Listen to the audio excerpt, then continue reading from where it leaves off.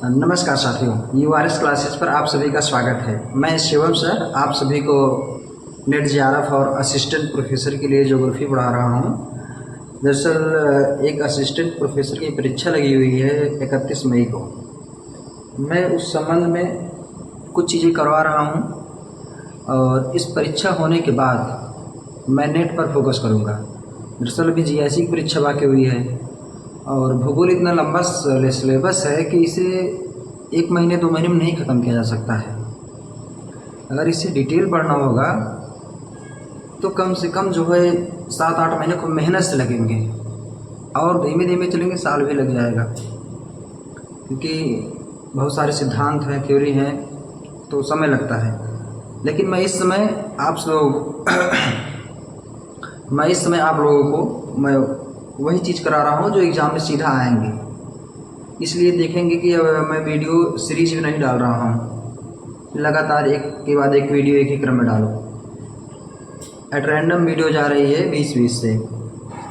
कुछ टॉपिक जहाँ से प्रश्न आते हैं बहुत सारे लोग छोड़ देते हैं, वहाँ से मैं कर रहा हूँ। जैसे कांस्की का परिवहन नेटवर्क था, मैंने पहले वीडियो उसको बताया, इसके पहले वाली वीडियो, वहाँ से प्रश्न आता है, लोग छोड़ देते हैं। अभी 1-2 दिन बाद मैं आपको पढ़ाऊँगा क्या कहते हैं यूनिट 9। आप नेट का सिलेबस देखेंगे, उसमें जो यूनिट 9 है, यूनिट 9 को कोई पढ़ाता ही नहीं। उसमें जीआईएस का भाग है और जो स्टैटिक्स वाला पोर्शन है बहुत ही महत्वपूर्ण है। वहाँ से प्रश्न आते हैं, बहुत प्रश्न आते हैं। छोटे छोटे प्रश्न थ्योरी के रूप जो है ऑनलाइनर आ जाते हैं, लेकिन लोग गलत करते हैं। 1-2 दिन में मैं उस पर अपना शार्ट नोट्स तैयार कर लूँगा, फिर उस पर जो मैं क्लास लूँगा। आज मैं पढ़ाऊँगा आपको मानव भूगोल। मानव भूगोल में प्रजातियों के वर्गीकरण से प्रश्न आता है और बार बार प्रश्न बना है। आप कितना भी परीक्षा भूगोल को दे लें, आप देखेंगे वहाँ जनजातियों प्रजातियों से प्रश्न आता है। चलिए शुरू करते हैं। आपसे एक निवेदन है, यदि यह क्लास आपको 1 भी % ठीक लगे, आपको लगे कि हाँ ये जेन्युइन क्लास है, हमारी मेहनत दिख रही है, तो आप इस क्लास को शेयर ज़रूर कीजिएगा। कम से कम उन भाइयों के पास शेयर कर दीजिए जो इसमें तैयारी कर रहे हैं, उनका कुछ भला हो जाएगा।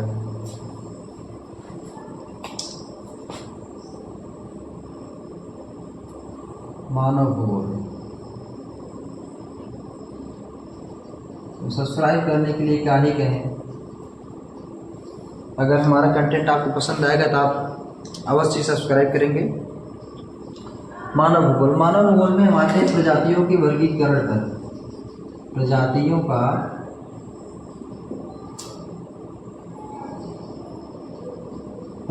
का वर्गीकरण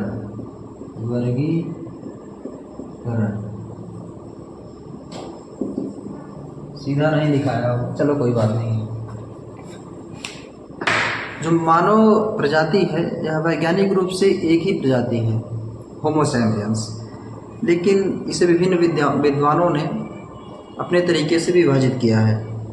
जैसे कुवियर महोदय ने इसे त्वचा के आधार पर, हेडन एवं हैक्सेल ने इसे बालों के आधार पर, ग्रिफिथ टेलर ने इसे कपाल सूचकांक के आधार पर, और एक टोपी मार्ड ने इसे कद या लंबाई के आधार पर विभाजित किया है। इन सब का प्रश्न सीधा आता है कि त्वचा के आधार पर वर्गीकरण किसने किया, कपाल सूचकांक के आधार पर। ये कपाल सूचकांक और कुवियर महोदय के बार बार प्रश्न में आता है। चलिए अब शुरू करते हैं। त्वचा के रंग के आधार पर, लेकिन कुवियर महोदय का वर्गीकरण देखेंगे।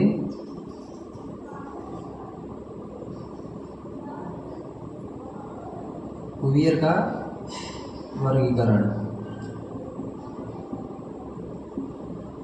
का वर्गीकरण, आवाज़ सही होगी उम्मीद है।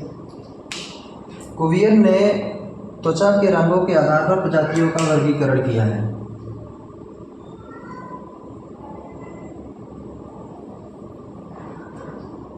कुवियर ने त्वचा के रंगों के आधार पर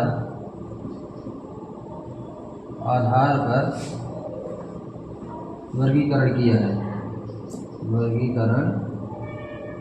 किया।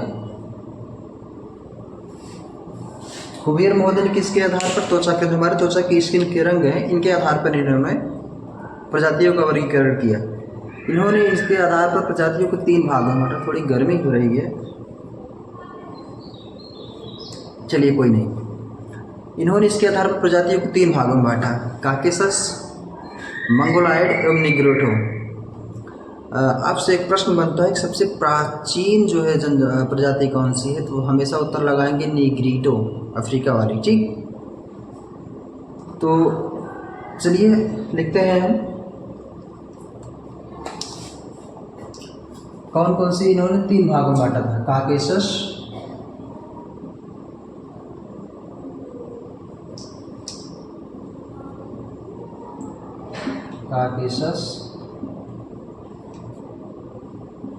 प्रजाति, मंगोलायड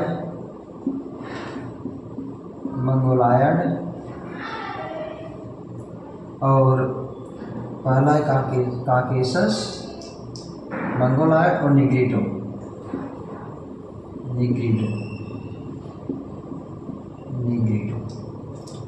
इन्होंने 3 भागों में, इन्होंने कहा जो काकेसस होती है इनके त्वचा का रंग जो होता है श्वेत होता है, यानी गोरी त्वचा होती है।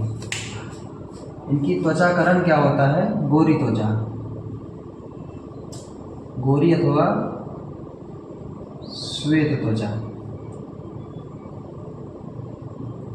ठीक है, इनके जो स्किन्स होते हैं गोरे गोरे होते हैं, यूरोप वाले देखते हो वही तो है ये काकेसस प्रजाति। जो मंगोलायड है इनकी त्वचा जो होती है पीली होती है, पीली त्वचा। निग्रिटो जो है इनकी त्वचा होती है काली त्वचा।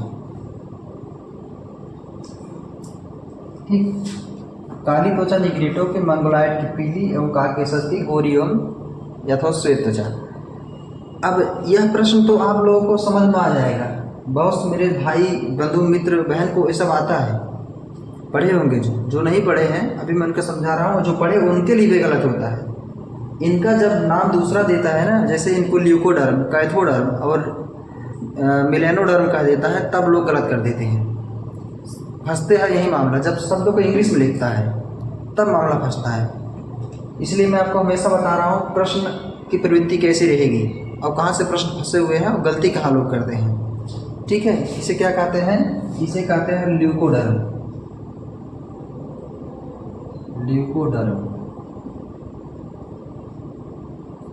आपको एक काम भी देता हूँ, इन सब का आप जाकर के घर पे ल्यूकोडर्म, मिलेनोडर्म का जरा अर्थ समझना खोजना क्या होता है। होता यही है, अपने तरीके से समझ लेना, पता चलेगा, कुछ चीज़ें आपको ज़्यादा मिलेंगी। उसके बाद इसे कहते हैं कैथोडर्म।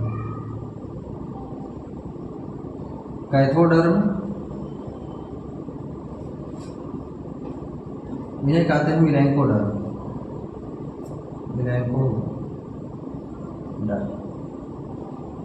आप डर्मेटिस को देखते हैं, जो चमड़ी वाले होते हैं, उसी से बना हुआ है। डर्म मीन्स होता है चमड़ी, हमारी जो चमड़ी होती है डर्म। आप डॉक्टर के पास जाते होंगे ना, डर्मेटिस्ट जो होते हैं चमड़ी वाले। ठीक, ल्यूको मीन्स गोरी त्वचा, कैथो मीन्स पीली और मिलेको मीन्स काली। तो जब नाम ये वाला आता है तो लोग गलती तभी करते हैं, ऐसे में तो कर ले जाते हैं, लेकिन इस नाम में गलती कर देते हैं। आपको ये वाला नाम बिल्कुल याद रखना है। ठीक, अब इनका विवरण देखो, ये कहाँ कहाँ पाई जाती हैं। जो काकेसस है यह यूरोप में पाई जाती है। मंगोलायड, इसका ध्यान देंगे, इसी में लोग ज़्यादा गलतियाँ करते हैं। काकेसस तो क्लियर है, यूरोप में पाए जाएंगे। अभी इसका और विस्तार में करता हूँ, यूरोप में कहाँ कहाँ तक। जो मंगोलायड है यह एशिया,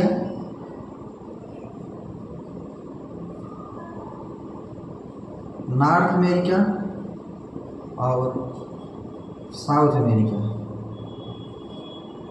एशिया, उत्तरी अमेरिका, दक्षिणी अमेरिका। ठीक, मंगोलायड जो है इन तीनों महाद्वीपों में पाए जाते हैं। निग्रिटो को तो आपको कन्फर्म है, अफ्रीका महाद्वीप में पाई जाती है,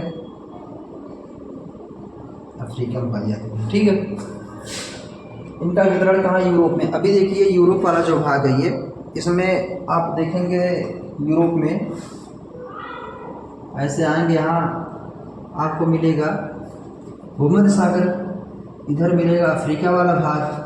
अफ्रीका वाला भाग देखेंगे, यहाँ मिस्र है, यहाँ ट्यूनीशिया है, यहाँ मोरक्को है, यानी अफ्रीका का उत्तरी भाग। यूरोप में कहाँ तक?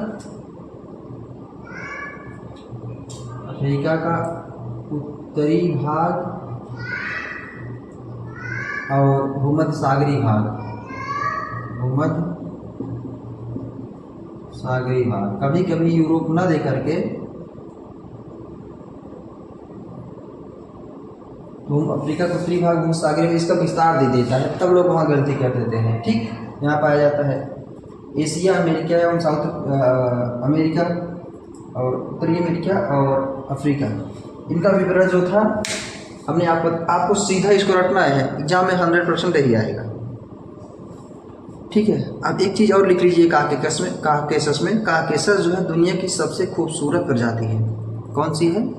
दुनिया की सबसे खूबसूरत प्रजाति पूछे तो काकेसस है। इसमें लिखिए, यह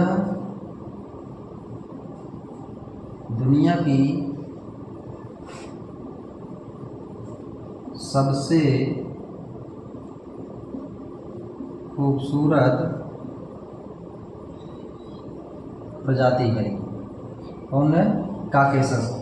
यह दुनिया की सबसे खूबसूरत प्रजाति है। कुवियर महोदय का वर्गीकरण हो गया, आप इसके रट लेंगे, यहाँ से प्रश्न आएगा। अब हम बढ़ते हैं बालों के आधार पर वर्गीकरण किसने किया था।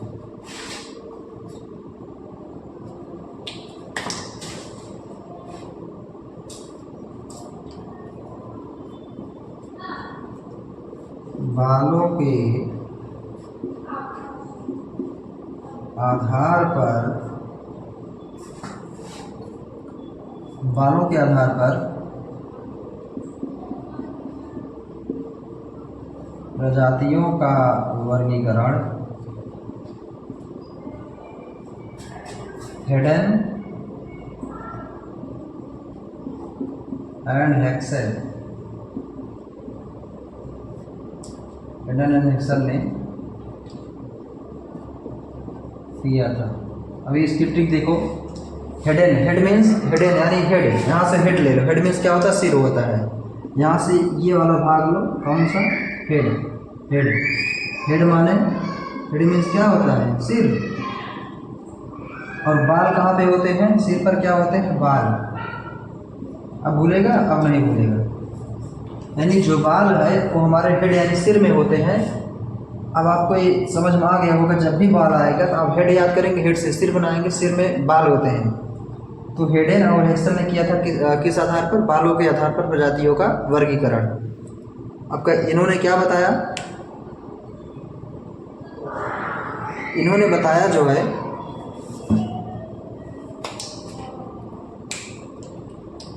कि छल्लेदार बाल जो होते हैं,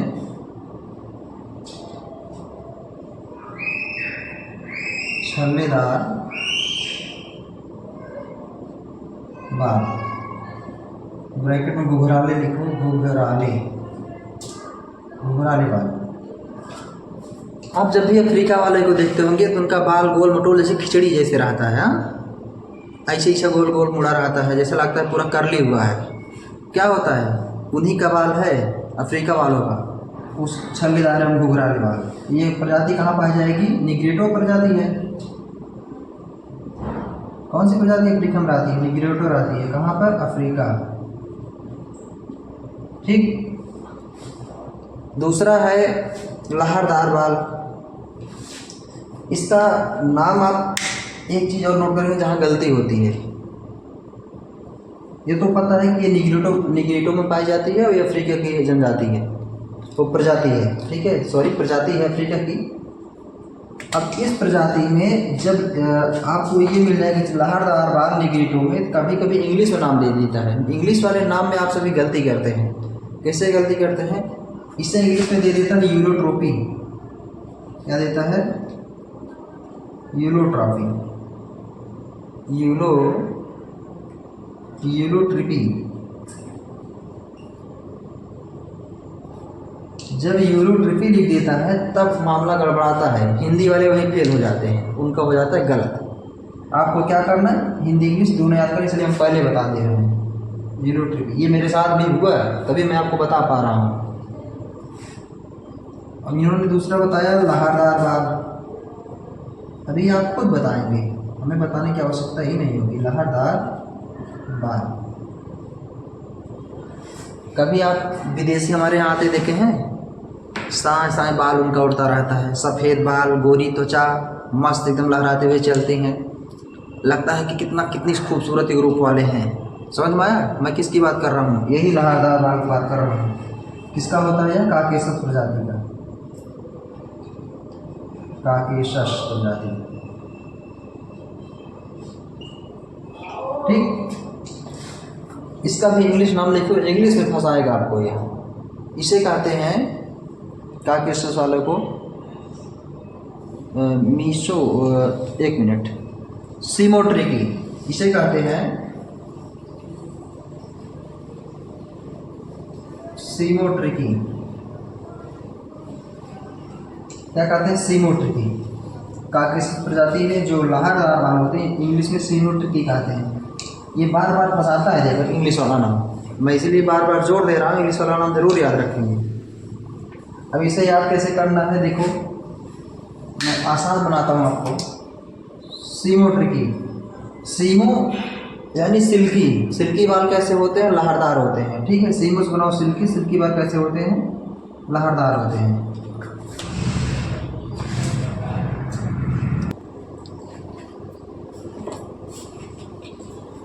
हमने बताया सीमोट्रिकी, सीमो से बनाओ सिल्की, सिल्की क्या होता है? यहाँ से बनाओ सिल्की, दिख रहा होगा, उम्मीद है यहाँ तक दिख रहा होगा। सिल्की, सिल्की बाल का होता है? लहरदार होता है। ठीक है, तो याद हो जाएगा। यूलो, यूलो से बनाओ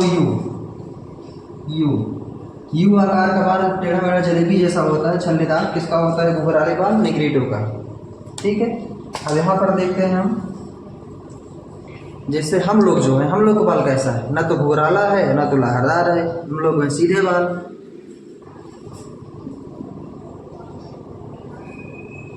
सीधे बाल, बाल जो होता है सीधा किसका होता है? हम लोग को देख रहे हैं, हम लोग किस में आते हैं? मंगोलायड में, एशिया में आते हैं ना। ये किसकी प्रजाति है? Mongoloid, Mongoloid. ठीक, मंगोलायड का बाल क्या होता है? सीधा होता है। इसे सीधे वाले बाल को इंग्लिश में क्या कहते हैं? लियोट्रिपी। क्या कहते हैं? लियोट्रिपी।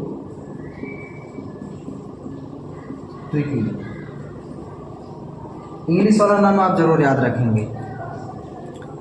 यह था किसका वर्गीकरण? हेडेन एवं हेक्सले का, बालों के आधार पर। इन्होंने बताया था तीनों प्रजातियों के बाल किस प्रकार से होते हैं। सीधा टू द पॉइंट है, बिल्कुल एग्जाम में ऐसे छपेगा, आपको मिल जाएगा 100%। आप इसको याद कर लेंगे। मिटाते हैं फिर हम कद के आधार पर चलते हैं।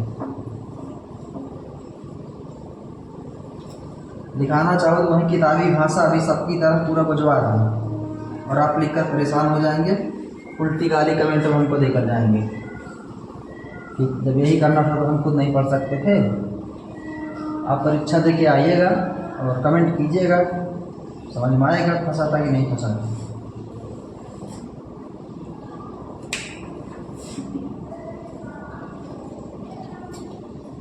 कद या लंबाई के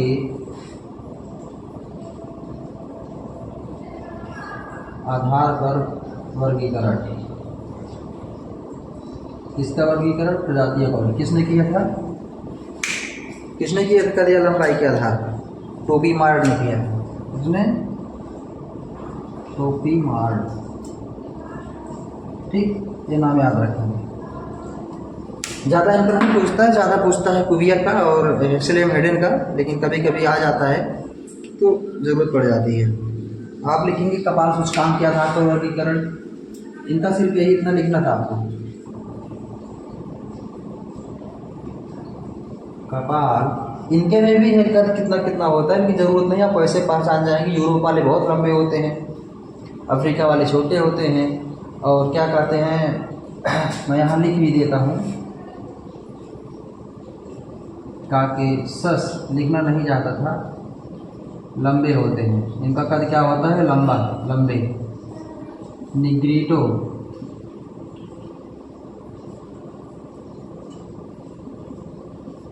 निग्रीटो इसको कहते हैं जो है छोटे या मध्यम। मत लिखिए, इसको कोई ज़रूरत नहीं है, समय खराब होगा, आपको पूछेगा नहीं। इतना आप जानेंगे, मैं मौखिक बता दे रहा हूँ। यूरोप वाले लंबे होते हैं, यानी काकेसस वाले। निग्रिटो जो है वो मध्यम कद के होते हैं। जो एशिया वाले भी, इसमें भी मिश्रित प्रजाति पाई जाती है, इसलिए इनका वर्गीकरण जो है थोड़ा डिटेल देखना होगा, पूछता नहीं है। कपाल सूचकांक के आधार पर, कपाल सूचकांक के आधार पर वर्गीकरण, ये बहुत महत्वपूर्ण है, इसे ज़रूर लिखेंगे। ग्रिफिथ टेलर ने किया था, ग्रिफिथ टेलर, इनका बड़ा योगदान है। इन्होंने नवनियतवाद की संकल्पना दी थी, इन्होंने क्लाइमोग्राफ दिया था। अभी इनके क्लाइमोग्राफ को मैं बताऊंगा, एक भी छोटी सी वीडियो में 8-10 के मिनट है, उसमें बताऊँ, क्योंकि क्लाइमोग्राफ से प्रश्न हमेशा आता है। ग्रिफिथ टेलर के, ग्रिफिथ टेलर ने दिया था, कपाल सूचकांक के आधार पर वर्गीकरण किया था। अब ग्रिफिथ टेलर का वर्गीकरण थोड़ा डिटेल देखते हैं, तब समझ में आपको आएगा कि इन्होंने जो सूचकांक बताया था वह बड़ा महत्वपूर्ण है। एक सेकंड रुकेंगे, हम जरा सा पानी पी लेते हैं।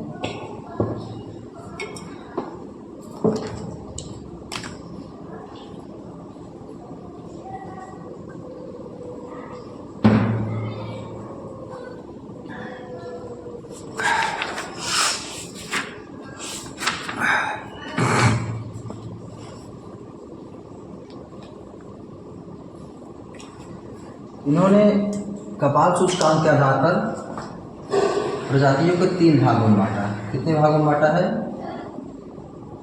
3 भागों में बांटा है। आप लिखेंगे एक एक करके। पहले कपाल सूचकांक होता क्या है, इसका सूत्र लिखेंगे। ये PYQ नेट में पूछा गया है, कपाल सूचकांक बराबर होता है, सूत्र ही पूछ लिया है। कपाल सूचकांक बराबर होता है सिर की लंबाई,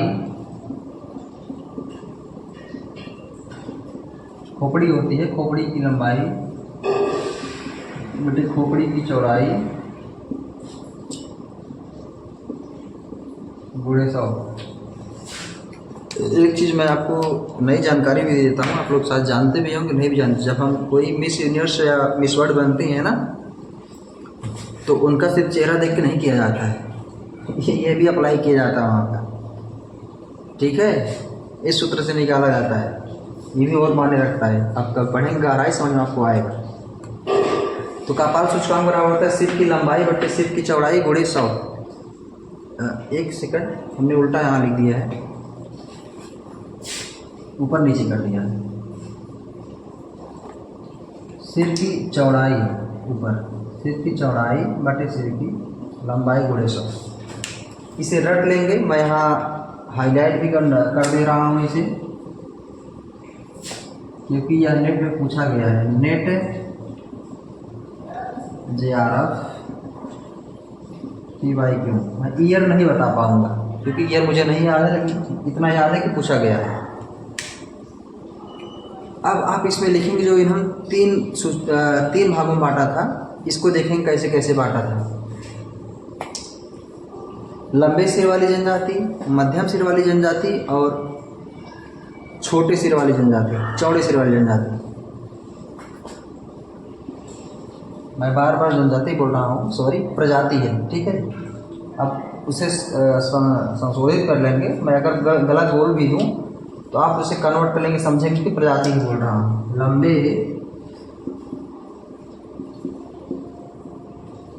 सिर वाली प्रजाति, लंबी सिर वाली प्रजाति, मध्यम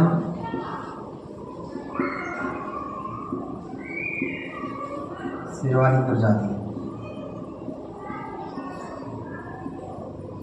चौड़े सिरवाली प्रजाति, चौड़े सिरवाली प्रजाति। जो बता रहा हूँ डंके की चोट पे बता रहा हूँ, 100% छपेगा ये सब। अब छपेगा क्या इसमें, ये देखो छपने वाली चीज़ मैं लिख रहा हूँ।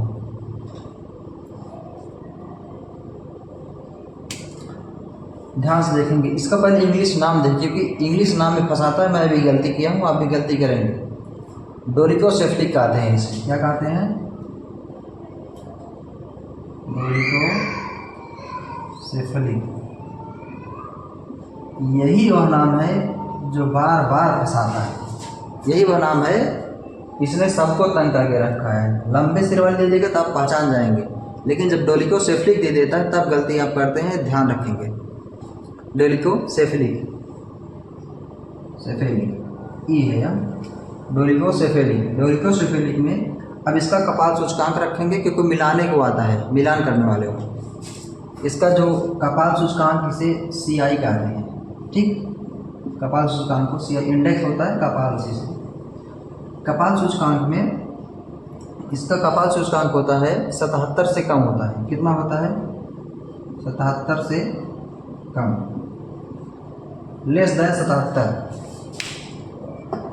77 से कम होता है, जिसमें निग्रेटिव एवं रेड इंडियन आती है। इसमें कौन कौन सी आती हैं?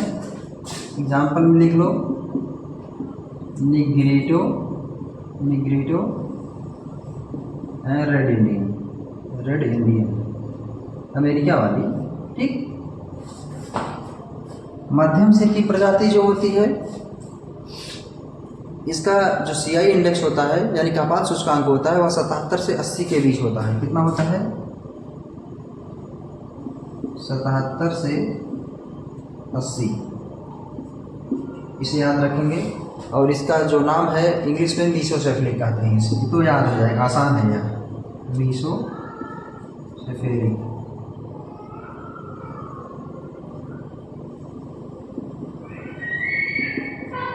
ठीक, मीसोसेफलिक कहते हैं। इस CI इंडेक्स है 77 से 80 कपाल सूचकांक, ठीक। यहाँ लिख दूँ मैं CI इंडेक्स, कपाल सूचकांक, कपाल सूचकांक, ठीक है। इसके नीचे सब कपाल सूचकांक है, 77 से 80 होता है। मध्यम सिर वाली है, इसमें बुशमैन, हॉटेटास और भूमध्यसागरीय प्रजातियां जो है आती हैं। कौन कौन सी आती हैं? बुशमैन, ये सब कालाहारी और रोस्टम पाई जाती हैं, हॉटेटास, ठीक। और भूमध्यसागरीय प्रजातियां जो होती हैं उसमें पाया जाता है। अब आता है चौड़ा सिर वाला। अब जानेंगे, एक ही बच्चा है मंगोलायड, चौड़े सिर वाली प्रजाति, जिसमें क्या कहते हैं, मंगोलायड और कार्पेथियन आती हैं। अब इसे क्या कहते हैं इंग्लिश में? इसका इंग्लिश नाम लिखो, ब्रैकोसेफलिक। ये बार बार पूछता है, ध्यान देखिए, इंग्लिश में देता है तब हिंदी वाले बच्चे यहीं बीट नहीं कर पाते हैं, उनको मार खाना पड़ जाता है। ब्रैकोसेफलिक,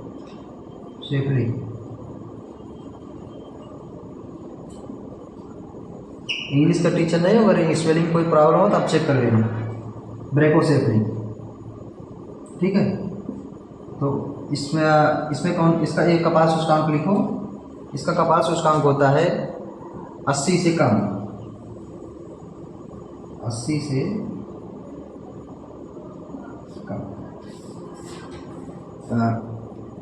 कभी कभी मैं भी गलतियाँ कर देता हूँ, ज़्यादा लिखना से कम लिखता हूँ। 80 से अधिक होता है, 80 से अधिक, अधिक का चिन्ह है। इसमें आता है मंगोलायड, कार्पेथियन, मंगोलायड प्रजाति और कार्पेथियन। अरे कार्पेथियन पहाड़ी जानते हो? कमेंट करके बताना, वहीं पे पाए जाते हैं कार्पेथियन, ठीक।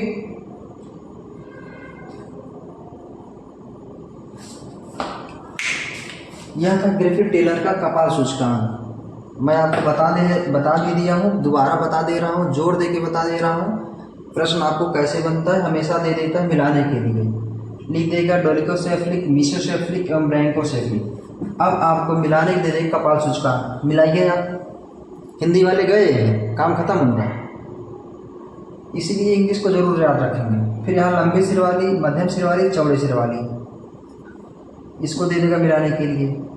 आप ध्यान देंगे जितना ही वैल्यू जो है 100 के करीब हो, क्योंकि यहाँ देख रहे हैं 100 लगा हुआ है, यानी परसेंटेज वाली वैल्यू लग रही है, यानी जितना ये 100 के करीब जा रहा है चौड़ाई बढ़ती चली जा रही है, और जितना कम हो रहा है उसका सिर लंबा हो रहा है। आप देख रहे हैं 77 से कम, 77 से कम हो रहा है, सिर लंबा है। 77 से 80 के बीच, यानी हम 100 की तरफ बढ़ रहे हैं। 77 मतलब मिनिमम वैल्यू है, 77 से कम यानी 77 के मिनिमम नहीं है, सॉरी 77 से कम यानी 77 से और कम हो सकती है, वह क्या हो जाएगी लंबी सिर वाली। लेकिन 77 से 80 के बीच रहेगी वह मध्यम सिर वाली, और चौड़ी सिर वाली रहेगी जो 80 से अधिक रहेगी। यानी हम 100 के जितना करीब जाएंगे हमारा खोपड़ी चौड़ी होती चली जाएगी, ठीक है।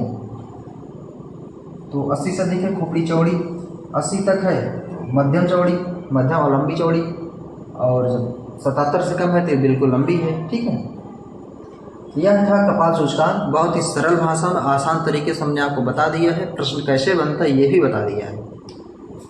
अब एक लिखिए नासा सूचकांक। कभी कभी फार्मूला सिर्फ पूछता है। नासा सूचकांक होता है नाक की चौड़ाई बटे नाक की लंबाई गुणे 100। यहाँ हम लिख देते हैं नासा सूचकांक।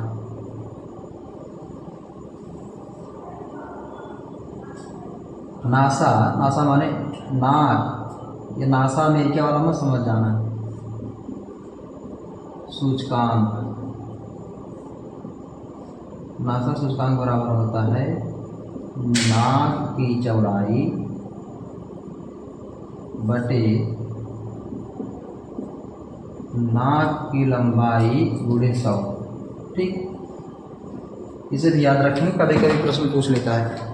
ध्यान हमेशा रखना है कि आपको चौड़ाई ऊपर रखनी है, इसमें भी देखेंगे चौड़ाई ऊपर रखनी है, लंबाई नीचे रखनी है। इससे उल्टा होता है, गलती हो जाती है, ठीक। तो यह था ग्रिफिथ टेलर का कपाल सूचकांक, कुवियर का विवरण, कुवियर का वर्गीकरण, और हमने हेडन का वर्गीकरण आपको पढ़ाया। इन सबको ध्यान से रट लेंगे। इसके बाद कुछ जनजातियाँ जो पाई जाती हैं उनको मैं बताऊंगा, और एक जनजाति होती है एस्किमो। यहाँ से बार बार प्रश्न बनता है, उसको मैं बताना चाहूँगा, क्योंकि यहाँ से इसके औजार, इसकी गाड़ी और इसका रहन सहन से प्रश्न आता है, तो इसको बताना बनता है। चलिए हम थोड़ा इसको मिटाते हैं, फिर कुछ और जानकारी आपको देते हैं जहाँ से प्रश्न बनेंगे।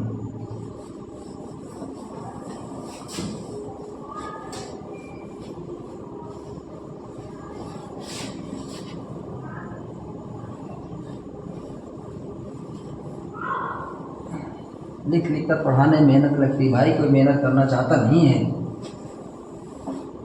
मेरी मेहनत को बेकार मत जाने देना। उम्मीद करता हूँ क्लास आपको अच्छी लगेगी, बहुत अच्छी लगेगी, अच्छी नहीं बहुत अच्छी लगेगी, क्योंकि मेहनत से किया गया काम हमेशा सुखद होता है।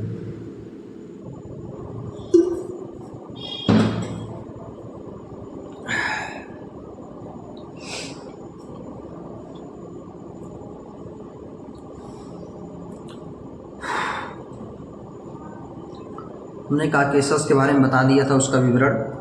कुछ चीज़ें आप सुन लेंगे, आपको लिखना नहीं है, जहाँ लिखना होगा मैं लिख दूंगा बोर्ड पर, आप उसे देख लेंगे। हमने बताया था काकेशस यूरोप में पाई जाती है।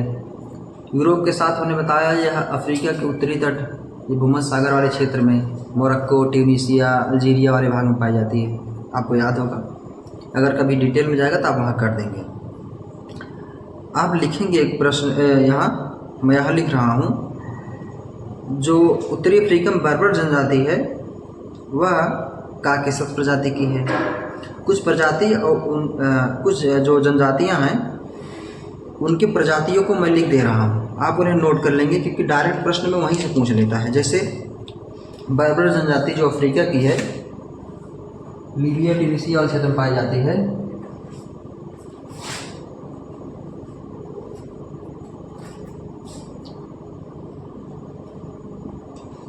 बर्बर जनजाति, ठीक, उत्तरी अफ्रीका में पाई जाती है, उत्तरी अफ्रीका, ठीक है। यह काकेसस प्रजाति की है। किस प्रजाति की है? काकेसस प्रजाति। काकेसस प्रजाति। आपसे सीधे प्रश्न पूछेगा, बर्बर जनजाति है, किस प्रजाति के अंतर्गत आती है? काकेस लिखा हूँ, काकेसस। यदि कहीं और मैं काकेस लिख दिया हूँ तो उससे काकेसस कर लीजिएगा, ठीक है, काकेसस प्रजाति। इसके बाद आती है एक प्रजाति और है, वह सूडान की है, हैमाइड। सूडान की हैमाइड प्रजाति, यह भी जो है काकेसस में आती है। इसको रहने दीजिए, ये पूछेगा नहीं, हैमाइड नहीं पूछेगा, ये सूडान की प्रजाति है, आपको नहीं पूछेगा यह। आपसे प्रश्न अब पूछेगा एस्किमो जनजाति से।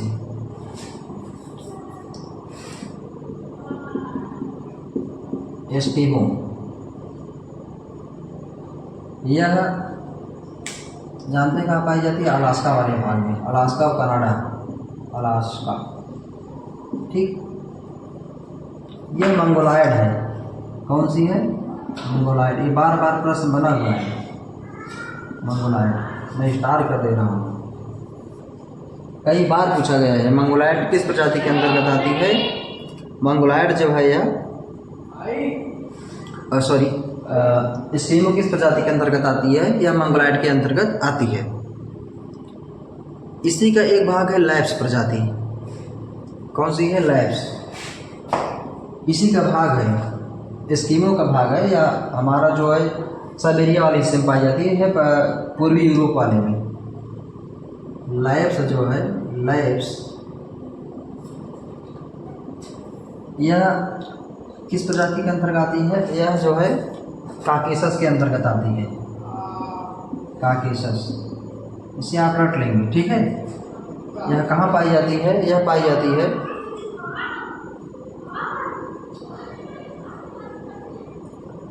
जाती है जो है साइबेरिया वाले भाग में।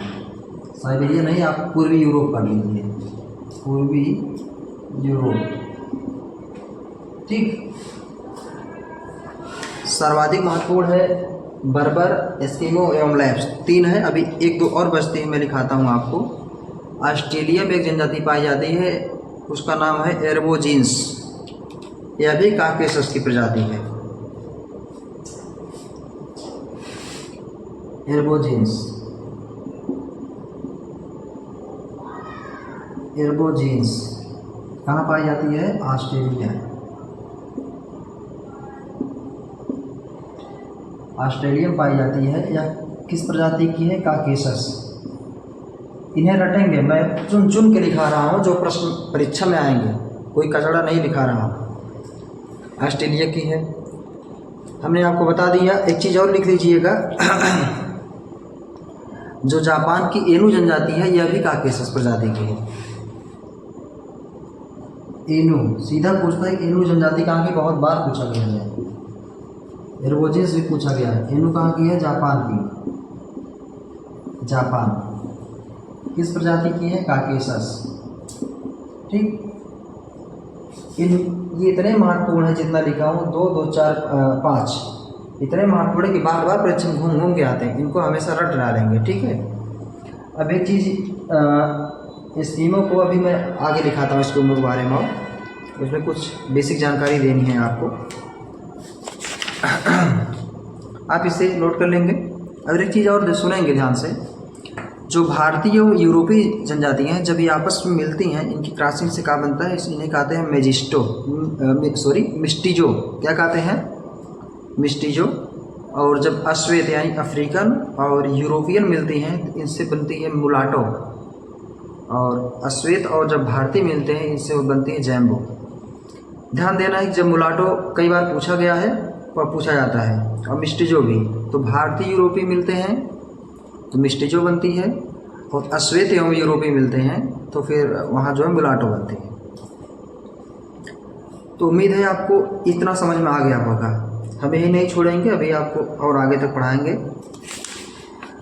एक सिद्धांत ने गिरफिट टेलर ने दिया था, जोन स्ट्रेटा थ्योरी, या फिर इसे कहते हैं खंड स्तरण सिद्धांत, या फिर प्रवास तटबंध सिद्धांत। सिर्फ नाम सुन ले रहे हैं, सुन लीजिए, गिरफिट टेलर ने दिया था। यह परीक्षा में बार बार पूछा जाता है। हम इसको यहाँ पढ़ाएंगे नहीं, सिर्फ आपको बता दिए हैं। अब जनजातियाँ कुछ जो वितरित हुई हैं इनके बारे में जानते हैं। पहले हम स्कीमों के बारे में थोड़ा जान लेते हैं, क्योंकि स्कीमों से डिटेल में प्रश्न आता है। इसको मिटाते हैं, स्कीमों के बारे में पढ़ते हैं।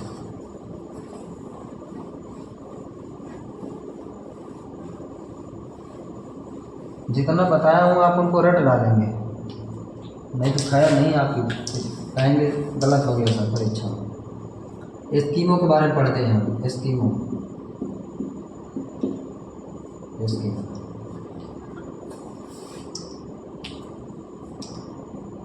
इसका वितरण यहाँ वितरण ये कहाँ कहाँ पाई जाती है? यह पाई जाती है अलास्का और कनाडा।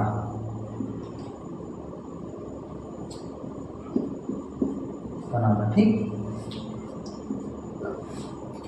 कभी हम आपको मैप भी बनाकर दिखा दे रहे हैं। ये देखिए,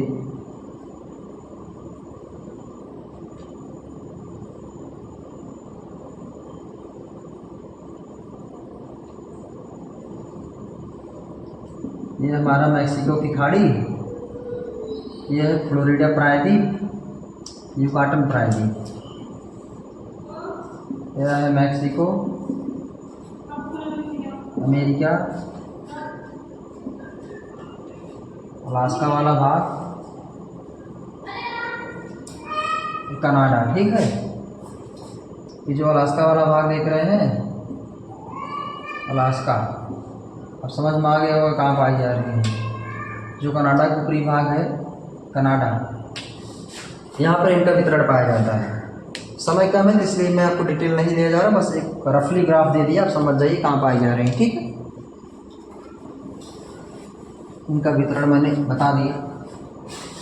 अब देखिए इनके बारे में बेसिक जानकारी पहले सुनिए, उसके बाद लिखिए। स्कीमो मूलतः टुंड्रा प्रदेश, टुंड्रा प्रदेश कहाँ है आप जानते हैं, ठंडा क्षेत्र, अलास्का एवं कनाडा में पाई जाती हैं। यह मंगोलायड प्रजाति की हैं। किस प्रजाति की हैं? मंगोलायड प्रजाति के हैं। यूरोप में टुंड्रा प्रदेश में स्कीमों को लैप्स कहा जाता है। अभी हमने आपको बताया था लैप्स, जो काकेशस प्रजाति के, इसके पहले ही बताया। साइबेरिया में स्कीमों को याकूत, चुकची, तातर एवं माहीगिरी, क्या कहते हैं? याकूत, चुकची या तातर एवं माहीगिरी। नाम ऐसे थोड़ा अटपटा लग रहा है, आप भी बोलेंगे तो याद आ जाएगा। याकूत, चुकची, तातर एवं माहीगीर क्या कहते हैं? साइबेरियम कहते हैं। किसको कहते हैं? एस्कीमो कहते हैं।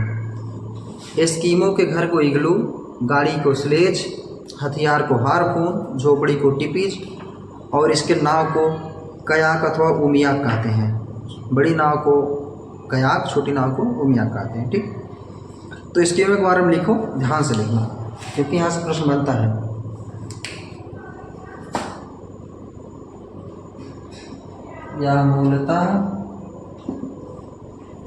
यह मूलतः टुंड्रा प्रदेश की जनजाति है। जनजाति, टुंड्रा प्रदेश की जनजाति। ठीक, कहाँ की? टुंड्रा प्रदेश की। यूरोप में इसे लैप्स कहते हैं, जो कि काकेशस प्रजाति है। काकेशस प्रजाति है। ठीक, हैंड राइटिंग साफ नहीं होगी, हम बोल रहे हैं, आप सुन के लिख लेंगे क्योंकि तेज लिख रहा हूँ। यूरोप में इसे लैप्स कहते हैं, इसको थोड़ा सही कर देता हूँ, जो कि काकेशस प्रजाति है। बार बार पूछा गया है। उसके बाद हम लिखेंगे स्कीमों को जो है क्या नाम, साइबेरिया वाले भाग में क्या क्या कहते हैं? स्कीमों को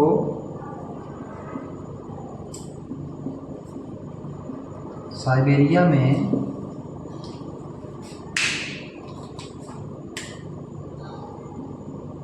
याकूत, चुकची, तातर तथा माहीगीर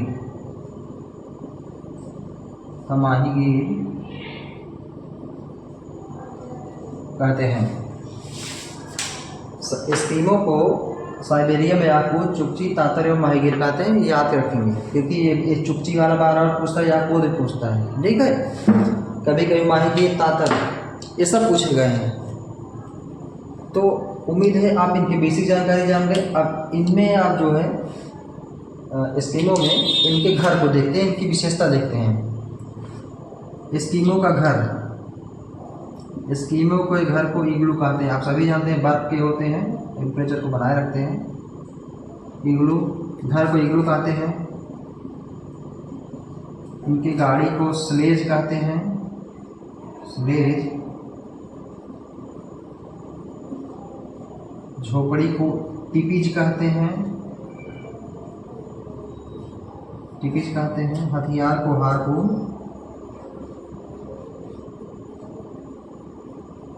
हथियार को हारपून।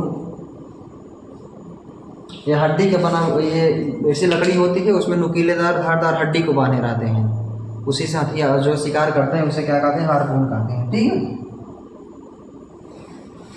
घर, गाड़ी, झोपड़ी, हथियार और क्या कहते हैं इसके, नाव को, नाव को इसको कयाक अथवा कुमिया कहते हैं। नाव को, जो गाड़ी है ना, इसलिए जैसे कुत्ते खींचते हैं, क्या करते हैं, कुत्ते खींचते हैं। नाव, नाव को कुमियाक अथवा कयाक, कुमियाक एंड कयाक कहते हैं। यह बार बार प्रश्न बना हुआ है। इसके हथियार क्या कहते हैं, नाव क्या कहते हैं, गाड़ी क्या कहते हैं, घर को क्या कहते हैं, अलग अलग परीक्षाओं में अलग अलग तरीके से पूछा गया है। आप जो है ध्यान से इसको लिख लेंगे। मैं यहाँ कुमियाक नहीं, कुमियाक होता है यार, कुमियाक, ठीक। तो यह था एस्किमो के बारे में जानकारी। उम्मीद है कि एस्किमो आपको अच्छे से समझ में आ गया होगा। अब कुछ विश्व की प्रमुख जनजातियां हैं जिसे आप लिखेंगे क्योंकि ये पूछी जाती हैं। लिखिए, आप इसको मिटा के तब लिखते हैं।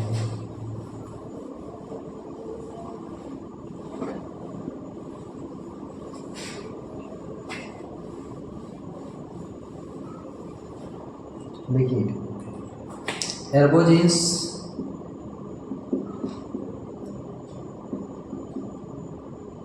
एर्बोजीन्स ये पाई जाती है ऑस्ट्रेलिया।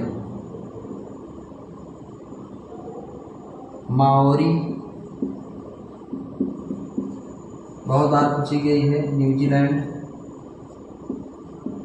कहाँ की जनजाति है, माओरी। न्यूजीलैंड के मूल निवासियों को माओरी कहते हैं, ऐसा भी प्रश्न पूछ लेता है, ठीक है। बर्बर, उत्तरी अफ्रीका, हमने आपको अभी बताया था कुछ समय पहले। बर्बर, उत्तरी अफ्रीका, ठीक। खिरगीज, ये पूछा गया है। खिरगीज, जितने स्टार लगे हैं सब पूछे गए हैं, ये भी पूछी गई है, मतलब सभी पूछे गए हैं। खिरगीज, खिरगीज जो स्टेपी मैदान नहीं होता है मध्य एशिया का, उसमें पाया जाता है। मध्य एशिया स्टेपी मैदान, स्टेपी घास के मैदान में पाया जाता है। उसके बाद मसाई, मसाई पाई जाती है केन्या में। मसाई कहाँ पाई जाती है, केन्या में, तंजानिया, युगांडा वाले क्षेत्र में, मुख्यतः केन्या में पाई जाती है। जितना भी लिख रहा हूँ इसे आप बिल्कुल रट डालेंगे क्योंकि प्रश्न यहीं से बनता है। आप लिखेंगे, एक प्रश्न पूछा गया था, आप जब लगाएंगे इनका यूथ का एक प्रैक्टिस सेट लगाएंगे आप, तो उसमें आपको मिलेगा कि जो भल्ला कृषक हैं कहाँ पाए जाते हैं। तो भल्ला कृषक कहाँ पाए जाते हैं, मिस्र में। मिस्र के कृषकों को भल्ला कहते हैं, ठीक है। तो आप इसे जनजाति में लिखेंगे भल्ला कृषक, ठीक। ये कहाँ पाए जाते हैं, मिस्र में, ठीक। भल्ला कृषक कहाँ पाए जाते हैं, मिस्र में। इसे याद कर लेंगे, पूछा गया है यार। बोअर जनजाति साउथ अफ्रीका, एक बोअर का युद्ध भी हुआ है।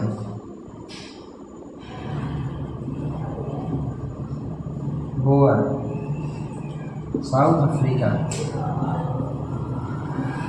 यस मतलब साउथ है, ठीक है, साउथ अफ्रीका। इसके बाद मुलाटो ब्राज़ील में पाई जाती है। मुलाटो ब्राज़ील में, ठीक है। बोअर, मुलाटो, भल्ला कृषक आप नोट करते चलेंगे हमारे साथ। और क्या बचा, सकाई अथवा सनाई कहते हैं, इसे मलेशिया में भी पूछा गया है। सकाई अथवा सनाई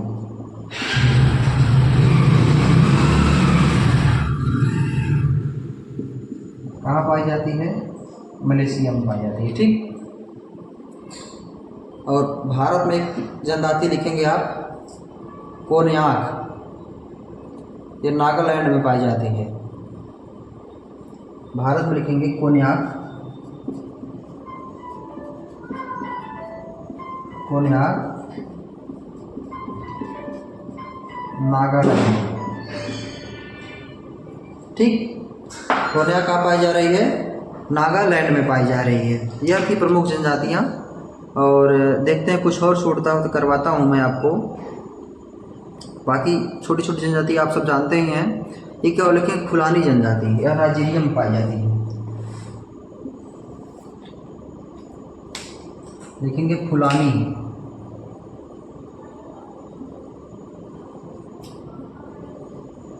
फुलानी कहाँ पाई जाती है? नाइजीरिया, ठीक है। फुलानी कहाँ पाई जाती है? नाइजीरिया में पाई जाती है। और एक जनजाति और है, वो है ओरान। ओरान जनजाति नॉर्वे में पाई जाती है। ओरान ये नॉर्वे में पाई जाती है, ठीक। यानी विश्व की प्रमुख प्रजातियाँ, मोस्ट इम्पोर्टेंट, जो कि परीक्षा में हर बार पूछा जाता है, इन्हें रटेंगे। बहुत सारी हैं लेकिन उन्हें नहीं पढ़ना है, बस वही पढ़ना है टू द पॉइंट, जो एग्जाम में आना ही आना है। नहीं रहेंगी सबके लिए, नहीं रहेंगी, सबका गलत होगा, आपका कहीं नहीं होगा। कम से कम वो प्रश्न मत गलत करिए जो कॉमन प्रश्न है, जो बार बार पूछे जाते हैं, ठीक है। तो यह थी प्रमुख जनजातियाँ जिसे आपको गलत नहीं करना है। यदि लिखना चाहे तो एक अपने अरुणाचल प्रदेश में पाई जाती है, जिसे निशी अथवा आपातानी कहते हैं। पूछा गया है, गलत करते हैं लोग, लिख लीजिए आपातानी या निशी, आपातानी या निशी। मैं छाँट के लिखा रहा हूँ, निशी, अरुणाचल प्रदेश, अरुणाचल प्रदेश, ठीक। तो आप सभी इन प्रमुख जनजातियों को याद कर लेंगे, क्योंकि यहाँ से प्रश्न बना हुआ है और बनने की संभावना पूरी तरह है। और ये सब पूछे ही जाएंगे 100%। कुछ और जनजाति मैं बोलता हूँ, आप सुन लेंगे, लिखना नहीं है। आपको आवश्यकता लगी तो लिख सकते हैं। जैसे सासी पंजाब में पाई जाती है। एक प्रजाति है गद्दी, ये तो NCERT में आपको दिया है, इसके बारे में वो भी दिया है, थोड़ा डिटेल में दिया है। यह पाई जाती है हिमाचल प्रदेश में। गद्दी को लिखेंगे, गद्दी पूछी जाती है, इसको मैं लिख ही देता हूँ। गद्दी चलवासी वंशावली के लिए प्रसिद्ध है हिमाचल प्रदेश, ठीक। उसके बाद भोटिया, कुकी, मणिपुर, बोडो, असम, लोधी और भूमि जो है या वेस्ट बंगाल में पाई जाती है, आप जानते होंगे। जारवा, सेंट्रलीज, ओंग अंडमान निकोबार में, बैगा भील मध्य प्रदेश में। तमाम प्रजातियाँ जो पाई जाती हैं भारतीय क्षेत्र में। और विश्व के संदर्भ मैंने आपको बता दिया है। उम्मीद करता हूँ कि आज जितना भी बताया हूँ जनजाति के बारे में, यह आपको बिल्कुल समझ में आ गया होगा। अभी कुछ इसमें चीज़ें हैं आपको बताने का, कोशिश करूँगा, कल बताऊँगा। जहाँ से प्रश्न बनते हैं, 1-2 प्रश्न 100% बनते हैं, जैसे कायिक घनत्व आ गया और पोषण घनत्व हो गया, कृषि घनत्व हो गया। ज़्यादा टाइम इसमें नहीं लगेगा, बस 10 से 5 मिनट लगेगा, कल बताऊँगा इसे। तो आज की क्लास को आप अच्छे से देखेंगे, शेयर करेंगे और सब्सक्राइब कर सकते हैं यदि आपको अच्छा लगे तो। मैं फोर्स नहीं कर रहा हूँ। यदि हमारी मेहनत जो है आपको लगे कि हाँ मेहनत कर रहा हूँ, आपके लिए प्रयास कर रहा हूँ, और इस ऑनलाइन दुनिया में कदम बढ़ा रहा हूँ, तो आप हमें सपोर्ट कर सकते हैं। आपके सपोर्ट और प्यार की आवश्यकता है हमें। तो क्लास को देखें। धन्यवाद।